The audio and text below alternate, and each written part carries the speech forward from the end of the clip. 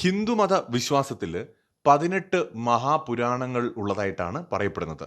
ഈ 18 മഹാപുരാണങ്ങളിൽ വളരെ പ്രധാനപ്പെട്ട ഒരു പുരാണമാണ് ഈ സ്കന്ദ പുരാണം എന്ന് പറയുന്നത്. സ്കന്ദ പുരാണം എന്ന് പറയുന്നത് ഈ മുരുക ദേവനെ കുറിച്ചുള്ളതാണ്.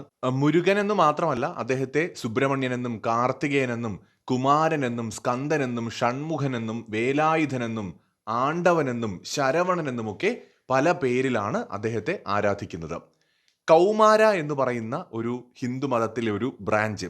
ഹിന്ദുമതം എന്ന് പറയുന്നത് ഭയങ്കര ഇൻട്രസ്റ്റിംഗ് ആണ്. എന്ന് വെച്ചാൽ അതിൽ തന്നെ കോടിക്കണക്കിന് ദേവതകളും ദേവന്മാരും ഒക്കെ ഉണ്ടെന്നാണ് കരുതപ്പെടുന്നത്. അപ്പോൾ ഓരോ ദൈവങ്ങളെയും ആരാധിക്കുന്ന വ്യത്യസ്ത തരം മനുഷ്യരുമുണ്ട്. ഇപ്പൊ കൗമാര എന്ന് പറയുന്ന ഒരു ഹിന്ദുമതത്തിലെ ബ്രാഞ്ച് ഉണ്ട്. അവര് കുമാരനെ ആരാധിക്കുന്നവർ, അല്ലെങ്കിൽ സുബ്രഹ്മണ്യനെ അല്ലെങ്കിൽ മുരുകനെ ആരാധിക്കുന്ന മനുഷ്യരെ കൗമാര എന്നാണ് വിളിക്കുക. കൗമാരർ എന്ന് വിളിക്കും. ഇപ്പോൾ ശിവനെ ആരാധിക്കുന്നവരെ ശൈവർ എന്ന് വിളിക്കും. വിഷ്ണുവിനെ ആരാധിക്കുന്നവരെ വൈഷ്ണവർ എന്ന് വിളിക്കും. ഇപ്പോൾ നമുക്കറിയാം, ശ്രീരാമനെ മാത്രം ആരാധിക്കുന്ന ഒരുപാട് മനുഷ്യരുണ്ട്. മറ്റ് ദൈവങ്ങളെയൊന്നും അവർ ആരാധിക്കാറില്ല. ഹിന്ദുമതത്തിന്റെ ഒരു പ്രത്യേകത എന്താണെന്ന് വെച്ചാൽ, എല്ലാ ദൈവങ്ങളെയും ആരാധിക്കണമെന്നോ അല്ലെങ്കിൽ എല്ലാ ക്ഷേത്രങ്ങളിലും പോകണമെന്നുള്ള നിർബന്ധമൊന്നും അവിടെ ഇല്ല. ഏതാണ്ട് 5000 വർഷത്തോളമായിട്ട് ഈ ഒരു സിവിലൈസേഷൻ ഇങ്ങനെ തന്നെ നിലനിൽക്കുന്നതിന്റെ ഒരു റീസണും ഒരുപക്ഷെ ഇതൊക്കെ തന്നെയാണ്. എന്ന് വെച്ചാൽ, ഇപ്പോൾ ഈ വിഷ്ണുവിനെ ആരാധിക്കുന്നവർ ചിലപ്പോൾ ശിവക്ഷേത്രങ്ങളിൽ പോകണമെന്ന് നിർബന്ധമില്ല, മറ്റ് ദേവതാക്ഷേത്രങ്ങളിൽ പോകണമെന്ന് നിർബന്ധമില്ല. മഹാവിഷ്ണുവിനെ മാത്രമേ ആരാധിക്കൂ, മഹാവിഷ്ണുവിനെ മാത്രമേ വണങ്ങൂ, മറ്റ് ദൈവങ്ങളെ ഒന്നും വണങ്ങണമെന്ന് പോലുമില്ല. അങ്ങനെ ഒരു നിർബന്ധമില്ല. അതുപോലെ ശിവനെ ആരാധിക്കുന്നവർ വളരെ ഭയങ്കരമായിട്ട് കോപിഷ്ഠരായിട്ടുള്ള ആൾക്കാരാണെന്ന് പറയും. ഇപ്പോൾ ഈ അഘോരി സന്യാസിമാരൊക്കെ കൂടുതലും ശിവനെ ആരാധിക്കുന്നവരാണ്. ഇന്ന് ശ്രീകൃഷ്ണനെ ആരാധിക്കുന്ന ഒരുപാട് മനുഷ്യരുണ്ട്. അവർക്ക് ആഗോളതലത്തിൽ തന്നെ വലിയ സ്ഥാപനങ്ങളൊക്കെ ഉണ്ട്, ആശ്രമങ്ങളും മറ്റുമൊക്കെ ഉണ്ട്. വളരെ ശാന്തരാണ്, എപ്പോഴും ചിരിച്ചു മാത്രം കാണപ്പെടുന്ന ആൾക്കാരാണ്. ശ്രീരാമനെ ആരാധിക്കുന്നവരുണ്ട്. അതുപോലെ മുരുകനെ ആരാധിക്കുന്ന ആൾക്കാരുണ്ട്. ഇപ്പോൾ LMRK എന്നൊക്കെ പറഞ്ഞിട്ട് മുരുക യുഗത്തെ കുറിച്ചൊക്കെ പറയുന്നത് നിങ്ങൾ കേട്ടിട്ടുണ്ടാവും. ഒരു കാലത്ത് വളരെ പ്രധാനമായിട്ടും ആരാധിക്കപ്പെട്ടിരുന്ന ഒരു ദൈവമാണ് സുബ്രഹ്മണ്യൻ. എന്നാൽ ആഗോളതലത്തിൽ സുബ്രഹ്മണ്യനെ ആരാധിക്കുന്നവരുടെ അല്ലെങ്കിൽ ഭക്തരുടെ ഒരു ഐക്യമൊന്നും ഉണ്ടായിരുന്നില്ല. അതൊരു പക്ഷേ ഈ LMRK എന്നൊക്കെ പറയുന്ന ഇപ്പോൾ രൂപപ്പെട്ടിട്ടുള്ള ഒരു സ്ഥാപനമുണ്ട്. ഇപ്പോഴാണ് അത് സോഷ്യൽ മീഡിയയിലൊക്കെ വളരെയധികം ചർച്ചയാവുന്നത്. സോ അവരുടെയൊക്കെ ഒരു വരവോടെ ഈ ശ്രീകൃഷ്ണനെ ആരാധിക്കുന്നവരെ പോലെ അല്ലെങ്കിൽ ശിവനെ ആരാധിക്കുന്നവർക്കൊക്കെ ആഗോളതലത്തിൽ തന്നെ ഒരുപാട് ഭക്തി പ്രസ്ഥാനങ്ങളുണ്ട്. അത്തരമൊരു ഭക്തി പ്രസ്ഥാനം, ഒരു മുരുകയുഗം അല്ലെങ്കിൽ മുരുകന്റെ ഒരു ഉയർത്തെഴുന്നേൽപ്പ്, ആ ഒരു ശക്തി വീണ്ടും ഭൂമിയിൽ പ്രകടമാകുന്നു എന്നൊക്കെ പറഞ്ഞിട്ടാണ് ഈ LMRKയുടെ വീഡിയോകളൊക്കെ ഒരുപാട് സോഷ്യൽ മീഡിയയിൽ അവൈലബിൾ ആണ്. അപ്പോൾ മുരുകൻ എന്ന് പറയുന്നത് ഇന്ന് വളരെയധികം ചർച്ച ചെയ്യപ്പെടുന്ന ഒരു ദൈവമായിട്ട് വീണ്ടും മാറുകയാണ്. ഈ ഹിന്ദുമത വിശ്വാസത്തിൽ ആരാണ് മുരുകൻ, എന്താണ് അദ്ദേഹത്തിന്റെ പ്രാധാന്യം? ശരിക്കും ഹൈന്ദവ വിശ്വാസത്തിൽ പരമശിവന്റെയും പാർവതി ദേവിയുടെയും പുത്രനാണ് സുബ്രഹ്മണ്യൻ എന്നും കാർത്തികേയൻ എന്നും ഒക്കെ അറിയപ്പെടുന്ന മുരുകൻ എന്ന് പറയുന്നത്. ഈ ശിവന്റെ തൃക്കണ്ണിൽ നിന്ന്, അഗ്നിയിൽ നിന്ന് രൂപം കൊണ്ട വളരെ പവർഫുൾ ആയിട്ടുള്ള ഒരു ദൈവമാണ്. യുദ്ധത്തിന്റെ ഒക്കെ ദൈവമാണ് അദ്ദേഹം. ഈ LMRK വീഡിയോകളിലൊക്കെ നിങ്ങൾ കണ്ടിട്ടുണ്ടാവും. അതിന്റെ ആചാര്യന്മാരൊക്കെ പറയാറുണ്ട്, ഈ ഇന്ത്യ ഇനിയുള്ള കാലത്ത് യുദ്ധങ്ങളിലൊന്നും പരാജയപ്പെടില്ല, കാരണം ഇന്ത്യക്ക് മുരുകന്റെ ആ ഒരു അനുഗ്രഹം ഇപ്പോൾ വീണ്ടും ലഭിച്ചിരിക്കുന്നു എന്നൊക്കെ പറയുന്നതായിട്ട് കണ്ടിട്ടുണ്ട്. ഇവരത് പറയുന്നതിന്റെ പ്രധാന കാരണം, ഈ മുരുകൻ എന്ന് പറയുന്നത് ഹിന്ദു മതവിശ്വാസങ്ങളിൽ പൊതുവെ പറയപ്പെടുന്നത് യുദ്ധത്തിന്റെ ദൈവം എന്ന നിലയ്ക്ക് കൂടിയാണ്. ദേവന്മാരുടെ സേനാധിപതിയാണ് ഈ മുരുകൻ എന്ന് പറയുന്നത്. ഇന്ത്യയിലോ മാത്രമല്ല, ഈ Sri Lanka, Mauritius, Indonesia, Malaysia, Singapore, ദക്ഷിണാഫ്രിക്ക, റീയൂണിയൻ ദ്വീപുകൾ, ഇവിടെ എല്ലാം തന്നെ മുരുകന് ക്ഷേത്രങ്ങളുണ്ട്. ആയിരക്കണക്കിന് വർഷം മുമ്പുള്ള, ഒരുപക്ഷെ 2000-3000 വർഷവും പഴക്കമുള്ള മുരുകന്റെ ക്ഷേത്രങ്ങൾ ഇന്ത്യയിലും ലോകത്തെ പലയിടങ്ങളിലുമുണ്ട്. പ്രത്യേകിച്ച് സൗത്ത് ഈസ്റ്റ് ഏഷ്യയിലുമുള്ളതായിട്ട് കാണാൻ കഴിയും. ഞാൻ പറഞ്ഞു, ഈ മുരുകനെ കുറിച്ചുള്ള ഒരു പുരാണമാണ് സ്കന്ദ പുരാണം എന്ന് പറയുന്നത്. ഈ സ്കന്ദ പുരാണം എന്ന് പറയുന്നത് പുരാണങ്ങളിൽ വെച്ച് ഏറ്റവും വലിയ പുരാണമാണ്. ഇതിൽ മുരുകന്റെ മാഹാത്മ്യങ്ങളാണ് വർണ്ണിച്ചിരിക്കുന്നത്. ഏകദേശം 80,000-ലധികം ശ്ലോകങ്ങളാണ് ഈ സ്കന്ദ പുരാണത്തിലുള്ളത്. അപ്പോൾ മഹാപുരാണങ്ങളിൽ തന്നെ ഏറ്റവും വലുതെന്ന് വിശേഷിപ്പിക്കാവുന്ന ഒരു പുരാണമാണ് സ്കന്ദ പുരാണം. ഇത് ഹിന്ദുമത വിശ്വാസത്തിൽ മുരുകന്റെ പ്രാധാന്യം എത്രത്തോളം ഉണ്ട് എന്നുകൂടി വ്യക്തമാക്കുന്നതാണ്. ശിവപുത്രനു മാത്രമേ തങ്ങളെ വധിക്കാൻ കഴിയൂ എന്ന വരം സ്വന്തമാക്കിയ താരകാസുരൻ ഉൾപ്പെടെയുള്ള അസുരന്മാരെ നിഗ്രഹിക്കുന്നതിന് വേണ്ടിയിട്ടാണ് ശരിക്കും ഈ നമ്മുടെ മുരുകന്റെ ജന്മമുണ്ടാവുന്നത്. പുരാണങ്ങളിൽ പറയുന്നതനുസരിച്ച് ശിവൻ പഞ്ചമുഖ രൂപം കൈക്കൊള്ളുകയും ഭഗവാന്റെ 5 മുഖങ്ങളിൽ നിന്ന് 5 ദിവ്യ ജ്യോതിസുകളും, അതുപോലെ പാർവതി ദേവിയുടെ മുഖത്ത് നിന്ന് ഒരു ദിവ്യ ജ്യോതിസും, അങ്ങനെ 6 ദിവ്യ ജ്യോതിസുകൾ അഗ്നിദേവനും വായുദേവനും ചേർന്ന് ഗംഗയിൽ നിക്ഷേപിക്കുകയും ഗംഗയിലൂടെ ആ ദിവ്യ ജ്യോതിസുകൾ ശരവണ പൊയ്കയിലേക്ക് എത്തുകയും 6 മുഖങ്ങളോടെ സുബ്രഹ്മണ്യൻ അവതരിക്കുകയും ചെയ്യുന്നു. വിഷ്ണുവിന്റെ നിർദ്ദേശപ്രകാരം കാർത്തിക നക്ഷത്രത്തിന്റെ അധിദേവതമാരായിട്ടുള്ള 6 ദേവിമാർ ഈ സുബ്രഹ്മണ്യനെ വളർത്തുകയും പരിപാലിക്കുകയും ചെയ്യുന്നു. അങ്ങനെയാണ് കാർത്തികേയൻ എന്ന പേര് അദ്ദേഹത്തിന് ലഭിക്കുന്നത്. പിന്നീട് ദേവ സേനാധിപതിയായിട്ട് അഭിഷേകം ചെയ്യപ്പെട്ട സുബ്രഹ്മണ്യൻ ശൂരപത്മൻ, താരകാസുരൻ, സിംഹഭക്തൻ എന്നിങ്ങനെയുള്ള അസുരന്മാരെ യുദ്ധത്തിൽ പരാജയപ്പെടുത്തുകയും വധിക്കുകയും ചെയ്യുന്നു. അങ്ങനെ അവതാര ഉദ്ദേശം നിറവേറ്റിയ അദ്ദേഹം പിന്നീട് ദേവസേനാധിപതിയായിട്ട് മാറുകയാണ്. വളരെ പവർഫുൾ ആയിട്ടുള്ള ഒരു ദൈവമായിട്ടാണ് സുബ്രഹ്മണ്യനെ നമുക്ക് കാണാൻ കഴിയുന്നത്. ഈ മുരുകന്റെ കൈവശമുള്ള ആയുധമുണ്ടല്ലോ, അത് പാർവതി ദേവി അദ്ദേഹത്തിന് സമ്മാനിച്ചതാണ്. അതിന്റെ പേര് വേൽ എന്നാണ്. നമുക്കൊക്കെ അറിയാവുന്ന ഈ വേൽ എന്ന് പറയുന്നത് വളരെ പവർഫുൾ ആയിട്ടുള്ള ഒരു ആയുധമാണ്. സ്കന്ദപുരാണത്തിൽ പറയുന്ന അനുസരിച്ച് ഇതൊരു ഡിവൈൻ വെപ്പണാണ്.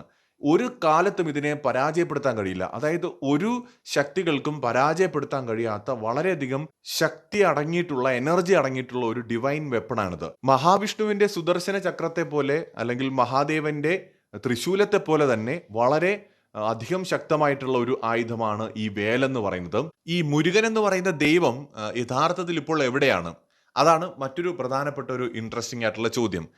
ഈ ചില തമിഴ് സ്ക്രിപ്റ്റേഴ്സിലൊക്കെ പറയുന്നത് ഇദ്ദേഹം സ്കന്ദലോകം എന്ന് പറയുന്ന ഒരു വിശുദ്ധമായ ലോകത്താണ് ഇപ്പോഴും ഈ മുരുകൻ എന്ന് പറയുന്ന ദൈവം വസിക്കുന്നത്. അത് എവിടെയാണ് എന്നുള്ളത് കൃത്യമായിട്ട് ആർക്കും അറിയില്ല. ഫിസിക്കൽ വേൾഡിന് പുറത്തെവിടെയോ, അതായത് നമ്മുടെയൊക്കെ ചിന്തകൾക്കും നമ്മുടെയൊക്കെ ഡയമെൻഷനും അപ്പുറം ഫിസിക്കൽ ലോകത്തിന് പുറത്ത് മറ്റൊരു ഒരു വിശുദ്ധമായ ലോകത്ത്, സ്കന്ദലോകം എന്ന് വിളിക്കുന്ന വിശുദ്ധമായ ലോകത്താണ് മുരുകൻ വസിക്കുന്നത് എന്നാണ് ചില തമിഴ് എഴുത്തുകളിൽ, പുരാതനമായ എഴുത്തുകളിൽ ഈ മുരുകനെ കുറിച്ച് പ്രതിപാദിക്കുന്നത്. ഈ കൗമാര എന്ന് പറയുന്ന മുരുകനെ ആരാധിക്കുന്ന അദ്ദേഹത്തിന്റെ ഭക്തരുടെ ഒരു സിവിലൈസേഷൻ നമ്മുടെ സൗത്ത് ഇന്ത്യയോട് ചേർന്ന് നിലനിന്നിരുന്നു എന്ന് കരുതപ്പെടുന്നുണ്ട്. ഈ LMRK എന്ന് പറയുന്നത് ഈ കുമരി ഖണ്ഡവുമായി ബന്ധപ്പെടുത്തി ഒരുപാട് തിയറീസ് ഒക്കെ നമ്മുടെ മുമ്പിൽ ഇപ്പോഴുണ്ട്. ഞാൻ അതിൻ്റെ ആധികാരികതയോ അതിൻ്റെ വശങ്ങളെക്കുറിച്ചോ അല്ല ഈ വീഡിയോയിൽ പറയുന്നത്. പക്ഷെ പൊതുവേ നമുക്കറിയാം, തമിഴ്നാട്ടിൽ അല്ലെങ്കിൽ നമ്മുടെ സൗത്ത് ഇന്ത്യയിൽ മുരുകന് വലിയ പ്രാധാന്യമുണ്ട്. ശിവനും പാർവതിക്കുമൊക്കെ വലിയ പ്രാധാന്യമുണ്ട്. ദേവി ക്ഷേത്രങ്ങൾ ഒരുപാടുണ്ട്, പുരാതനമായ ശിവക്ഷേത്രങ്ങളുണ്ട്. അതുപോലെ തന്നെ മുരുക ക്ഷേത്രങ്ങളും വളരെ പുരാതനമായ ക്ഷേത്രങ്ങളുണ്ട്, കൂടുതലായിട്ടുണ്ട്. മഹാവിഷ്ണു ക്ഷേത്രങ്ങളൊക്കെ ഉണ്ടെങ്കിലും മുരുകന്റെ ക്ഷേത്രങ്ങൾ കൂടുതലായിട്ടുണ്ട്. അപ്പോൾ മുരുകനെ കൂടുതലായി ആരാധിച്ചിരുന്ന കൂടുതൽ മനുഷ്യർ ഈ സൗത്ത് ഇന്ത്യയിൽ ഉണ്ടായിരുന്നു എന്നാണ് കരുതപ്പെടുന്നത്. ഇപ്പോഴും ഉണ്ട്, തമിഴ്നാട്ടിൽ പ്രത്യേകിച്ച്. അപ്പോൾ അതുപോലെ തന്നെ തമിഴ് സിവിലൈസേഷന്റെ ആദ്യ ദൈവങ്ങളിൽ ഒരാളായിട്ടാണ് ഈ മുരുകനെ കാണുന്നത്. ഈ കുമരി ഖണ്ഡം എന്ന് പറയുന്നത് ഇവിടെ എന്തുകൊണ്ട് കണക്ട് ചെയ്യപ്പെടുന്നു എന്ന് ചോദിച്ചാൽ, ഒരു ലോസ്റ്റ് കോണ്ടിനെന്റ് അല്ലെങ്കിൽ ഈ ഇന്ത്യയുമായി ചേർന്ന് കിടന്നിരുന്ന ഒരു വലിയ ഭൂപ്രദേശം സമുദ്രത്തിനടിയിലേക്ക് ആണ്ടുപോയി. അവിടെയായിരുന്നു ഈ ഇന്ത്യൻ സിവിലൈസേഷന്റെയും പ്രത്യേകിച്ച് അതിൽ തന്നെ തമിഴ് സിവിലൈസേഷന്റെ ആരംഭമെന്ന് പല ഈ പുരാതന തമിഴ് കൃതികളിലും സൂചനകളുണ്ട്. പ്രത്യേകിച്ച് തമിഴ് എപ്പിക്സിലൊക്കെ അതിനെക്കുറിച്ച് സംസാരിക്കുന്നുണ്ട്. സംഘം ലിറ്ററേച്ചറിൽ ഇതിനെക്കുറിച്ച് ചില സ്റ്റേറ്റ്മെന്റുകൾ പറയുന്നുണ്ട്. അപ്പോൾ ഈ ഒരു കുമരിഖണ്ഡം എന്ന് പറയുന്നതും കുമാരഖണ്ഡമോ കുമരിഖണ്ഡമോ എന്നൊക്കെ നമ്മൾ വിളിക്കുന്നത് ഈ കൗമാര എന്ന് പറയുന്ന മുരുക ഭക്തരുമായിട്ട് വളരെയധികം കണക്റ്റഡ് ആണ്. ഈ തമിഴ് സിദ്ധന്മാരെന്ന് പറയുന്നത് വളരെ പ്രസിദ്ധരാണ്. അതിപുരാതന കാലം തൊട്ടേ ധാരാളം സിദ്ധന്മാരുണ്ടായിരുന്നു. ഈ തമിഴ് സിദ്ധന്മാരുടെയും തമിഴ് കവികളുടെയും ഒക്കെ പല ഈ എഴുത്തുകളിലും നിന്നും മനസ്സിലാക്കാൻ കഴിയുന്നത് ഈ മുരുക ഭഗവാന്റെ ഏറ്റവും ഏർലിയസ്റ്റ് ആയിട്ടുള്ള ഒരു വർഷിപ്പ് സെന്റർ എന്ന് പറയുന്നത് ഉണ്ടായിരുന്നത് കുമരി ഖണ്ഡത്തിലാണ്. അതായത് സമുദ്രത്തിനടിയിൽ ആണ്ടുപോയ നഷ്ടപ്പെട്ടു പോയ ആ ഒരു പ്രദേശത്താണ് ഈ മുരുകന്റെ ആരാധനയുമായി ബന്ധപ്പെട്ട് ഏറ്റവും പ്രധാനപ്പെട്ട ഒരു കേന്ദ്രം അല്ലെങ്കിൽ അത്തരം പ്രധാനപ്പെട്ട സങ്കേതങ്ങൾ ഉണ്ടായിരുന്നത് എന്ന് പറയപ്പെടുന്നുണ്ട്. കുമരിഖണ്ഡം പൂർണ്ണമായും സമുദ്രത്തിൽ ആണ്ടുപോയതിനു ശേഷമാണ് ശ്രീലങ്കയിലോട്ടും തമിഴ്നാടിലോട്ടും സൗത്ത് ഇന്ത്യയിലോട്ടും ഒക്കെ കൂടുതലായിട്ട് മുരുകന്റെ ആരാധനയും ക്ഷേത്രങ്ങളും ഒക്കെ ഉണ്ടായത് എന്നാണ് ഈ പുരാതനമായ കൃതികളിലും മറ്റുമൊക്കെ പരാമർശിക്കപ്പെടുന്നത്. തമിഴ് രാജാക്കന്മാരുടെ ഒരു പ്രധാനപ്പെട്ട ദൈവം അല്ലെങ്കിൽ കുലദൈവം എന്ന നിലയ്ക്ക് അവർ മുരുകനെയാണ് ആരാധിച്ചിരുന്നത് എന്നും ചില ഗ്രന്ഥങ്ങളിൽ പറയുന്നുണ്ട്. സംഘം ലിറ്ററേച്ചറിൽ മുരുകൻ ലീഡ് ചെയ്യുന്ന ഡിവൈൻ ആർമീസിനെ കുറിച്ചൊക്കെ പരാമർശമുണ്ട്. അതുപോലെ തന്നെ സ്കന്ദപുരാണത്തിലുമുണ്ട്. കന്യാകുമാരി എന്ന് പറയുന്നത് നമ്മുടെ ഇന്ത്യയുടെ ഏറ്റവും അവസാനമാണ്. ഈ കന്യാകുമാരി എന്ന പേര് തന്നെ കുമരി ഖണ്ഡവുമായിട്ട് കണക്ട് ചെയ്ത് കിടക്കുകയാണെന്നും കന്യാകുമാരിയെ തുടർന്നുള്ള ഒരു വലിയ പ്രദേശമാണ്. നമുക്കറിയാം, ഇന്നത്തെ ആ ഒരു നമ്മുടെ മഡഗാസ്കറുമായും ഓസ്ട്രേലിയയുമായിട്ടും കണക്ട് ചെയ്യുന്ന ഒരു വലിയ പ്രദേശമുണ്ട്. അതാണ് കുമരീഖണ്ഡം എന്ന് പല അഭിപ്രായങ്ങളുമുണ്ട്.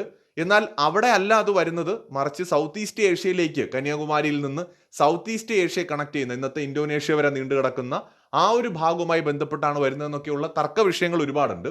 എന്തായാലും അവിടെ ഒരു പ്രദേശം നിലനിന്നിരിക്കാം എന്നതിന് ചില തെളിവുകളൊക്കെ നമ്മുടെ ചരിത്രത്തിൽ തന്നെ കാണാൻ കഴിയും. എന്തായാലും ഈ കന്യാകുമാരിയുമായി ബന്ധപ്പെട്ട് ഉണ്ടായിരുന്ന ആ നഷ്ടമായ പ്രദേശം, ആ പ്രദേശത്തിന്റെ ഒരു ഓർമ്മയ്ക്കായിട്ടാണ് കന്യാകുമാരി എന്ന പേര് തന്നെ നിലനിൽക്കുന്നതെന്നും ചിലർ അഭിപ്രായപ്പെടുന്നുണ്ട്. അതായത് കൃത്യമായി പറഞ്ഞാൽ ഒരു ഏൻഷ്യന്റ് ലാൻഡ് ഉണ്ടായിരുന്നു. ഓൾഡസ്റ്റ് തമിഴ് അല്ലെങ്കിൽ തമിഴ് കൾച്ചറിലെ ഒരു ദൈവം എന്ന നിലയ്ക്ക് മുരുകനെ ആരാധിക്കപ്പെട്ടിരുന്നു. ആ ഒരു സിവിലൈസേഷന്റെ ആരംഭവുമായി ബന്ധപ്പെട്ട ഒരുപാട് വിവരങ്ങൾ നഷ്ടപ്പെട്ടു പോയിരിക്കുന്നു. അതിന്റെ ആരംഭം ഉണ്ടായിരുന്ന പ്രദേശം സമുദ്രത്തിൽ ആണ്ടുപോയിരിക്കുന്നു. അതിന്റെ ഒരു ഉയർത്തെഴുന്നേൽപ്പ് ഉണ്ടാകുമെന്നാണ് ഈ മുരുക യുഗം കൊണ്ട് ഉദ്ദേശിക്കുന്നത്. മുരുക യുഗത്തിൽ ഇന്ത്യ ആ പുരാതന കാലത്ത് വേൾഡിൽ ഡോമിനേറ്റ് ചെയ്തതുപോലെ ഇന്ത്യയുടെ ആ ഒരു ഉയർച്ച, അതിന്റെ ഒരു മുരുക യുഗ ആരംഭത്തിൽ അതിന്റെ ഒരു അനുഗ്രഹം ഇന്ത്യക്ക് ഉണ്ടാവുമെന്നും അതിന്റെ ഒരു ഉയർച്ച ഉണ്ടാകുമെന്നും ഒക്കെയാണ് ഈ LMRK പോലെയുള്ള ആ സ്ഥാപനവുമായി ബന്ധപ്പെട്ടുള്ള ആൾക്കാരൊക്കെ പറയുന്നത്. അവർക്ക് ഒരുപാട് അനുഭവങ്ങളൊക്കെ അവർ എക്സ്പ്ലെയിൻ ചെയ്യുന്നുണ്ട്. ഞാൻ അതിലേക്കൊന്നും പോകുന്നില്ല. പക്ഷേ മുരുക യുഗം എന്നൊക്കെ കൊണ്ട് ഉദ്ദേശിക്കുന്നത് അതാണ്. എന്തായാലും മുരുകൻ എന്ന് പറയുന്നത് ഈ ഇന്ത്യൻ കൾച്ചറിൽ, ഹിന്ദു സിവിലൈസേഷനിൽ വളരെ പ്രോമിനന്റ് ആയിട്ടുള്ള ഒരു ദൈവസങ്കല്പം തന്നെയാണെന്ന കാര്യത്തിൽ ഒരു തർക്കവുമില്ല. മറ്റൊരു വീഡിയോയുമായി വീണ്ടും വരാം.